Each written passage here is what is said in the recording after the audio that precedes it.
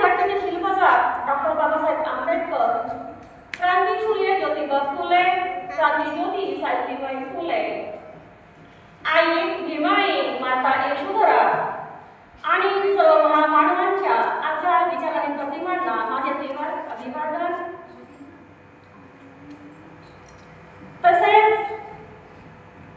9 कोटी लेकरांची आई माता रमाई यांच्या तेजोमय स्मृतीस विनम्र अभिवादन. आणि इथे उपस्थित उपासक उपासिका पालक बालिका यांना माता रमाई यांच्या 31व्या जयंतीनिमित्त हार्दिक मनोरंजन शुभेच्छा. त्यानंतर आपले आदर्श तथागत गौतम बुद्ध आणि ज्यांच्या जन्माने आपले अर्ध आयुष्य बदललं आणि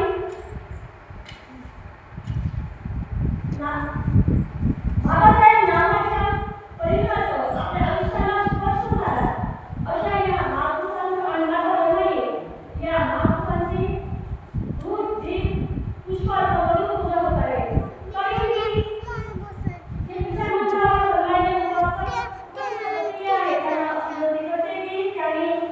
आपल्या आदर्शांची दीप धूप पुष्पार्पण करून पूजा करावी.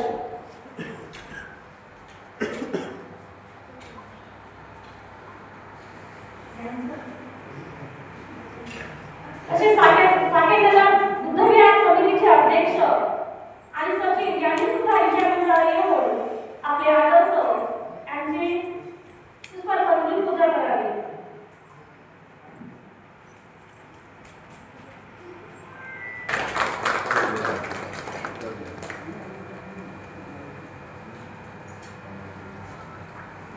रमाईच्या लेकीकडून आपल्या आदर्शांचे दीप धूप आणि पुष्पार्पण करून पूजा होत आहे.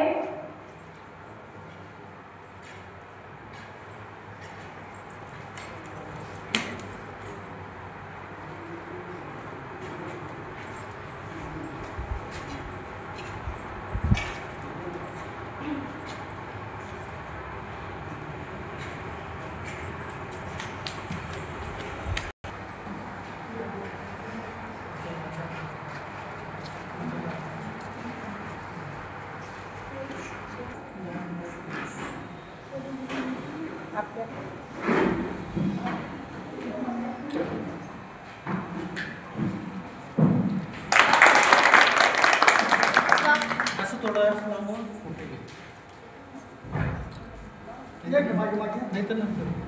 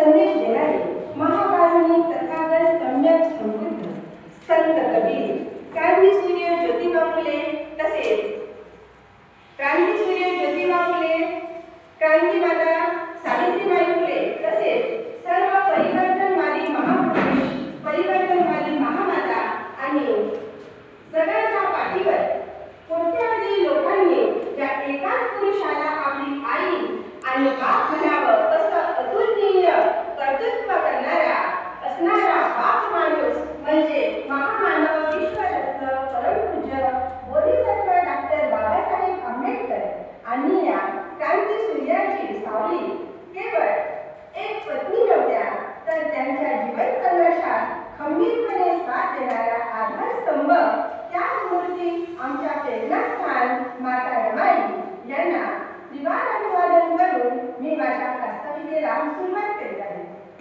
आजचा दिवस अत्यंत अतिशय आनंदाचा आहे. आज आपल्या रमाईचा जन्मदिन आहे. म्हणून म्हणते अशी पाखरे अशी पाखरे आनिक स्मृती घेऊनी जाडी अशी पाखरे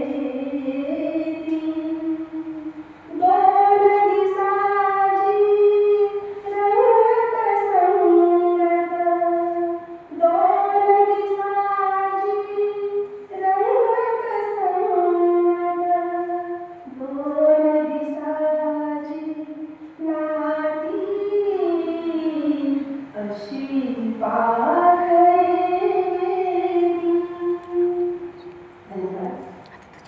आपल्या साकेत बुद्ध विहारामध्ये प्रत्येक रविवारी खूप सुंदर असे कार्यक्रम घेतले जातात. तसेच प्रत्येक परिवर्तनवादी महापुरुषांचे महामातांचे कार्यक्रम आयोजित केले जातात. त्यांचे आयोजन माननीय इंजिनियर मस्के ताई, त्याचप्रमाणे माननीय बोरे सर, माननीय दाभळे सर तसेच आणि सर्व समिती आयोजन करीत असतात. त्यांचे खूप खूप अभिनंदन करते.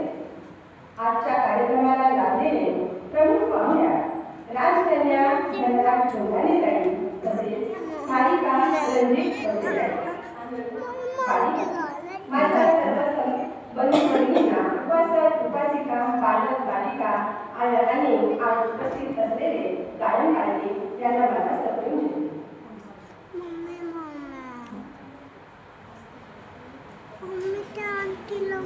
त्या मूर्ती माता रमाईचा जन्म 7 फेब्रुवारी 1898 मध्ये दापोली येथील वनगाव येथे झाला. वडिलांचे नाव भिक्खूजी भुते आणि आई रुक्मिणीबाई. माता रमाईच्या जीवनावर विचार करत असताना त्यांच्या बालपणापासून तर शेवटपर्यंत खूप कष्ट भोगावे असं काय झालं असेल बरं? या प्रश्नाचं उत्तर बाबासाहेब आपल्याला त्यांच्या अत्यंत गांभीर्यपूर्ण अभ्यासातून त्यांच्या संशोधनातून जातीय व्यवस्थेचा अभ्यास, मनुस्मृती जाणली, धिक्कार केला, विषमतेला अमानवतेला नाकारून आपल्या भारत देशाला संविधान देऊन स्त्री पुरुषांना समान हक्क देऊन आणि त्यातच रमाईच्या जगण्याचं सार रमाईचे वडील भिक्खूजी भुते हे मासे पाठीवर ओझे वाहण्याचे काम करीत होते आणि आई घरकाम करत होती. असं का तर आधीच्या काळामध्ये शिक्षणाचा अभाव होता. कुणालाही शिक्षण घेता येत नव्हतं आणि म्हणून ही गरिबी, ही विषमता एवढी त्रास देत होती. शूद्र म्हणून सगळ्यांना अशी परिस्थिती निर्माण झाली होती. रमाईची आई जेव्हा डिलेव्हरी वगैरे होत होत्या तेव्हा सगळं काम केवळ 4 वर्षांच्या असताना सुद्धा रमाईला ते करावं लागायचं. त्यातच त्या सगळ्या निपुण होत होत्या आणि म्हणजे त्या 7-8 वर्षाचे असताना त्यांचे आई वडील त्यांचे छत्र हरवले आणि त्यांना मामागावी म्हणजे मुंबईला जावं लागलं आणि रमाईच्या आई वडिलांना अपार कष्ट सहन करावे लागले आणि त्यामुळे त्यांचा मृत्यू झाला. कारण काय तर पोटाला आंधळे लागले, त्यांना वस्त्र लागली आणि सगळं सहन करता करता त्यांना हे अपार कष्ट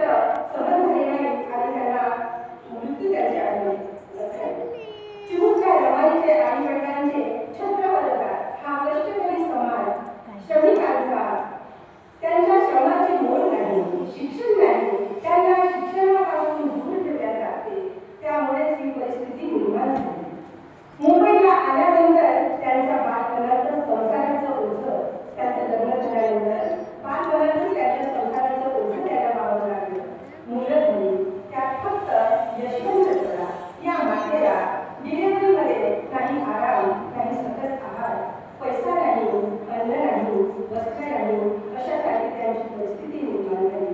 स्वतःचं मुलं घडवून महान वटवृक्ष त्यांनी महान वटवृक्ष निर्माण केला. रमाईनं कोणतीही कटकट न करता बाबासाहेबांना पूर्ण सहकार्य केलं.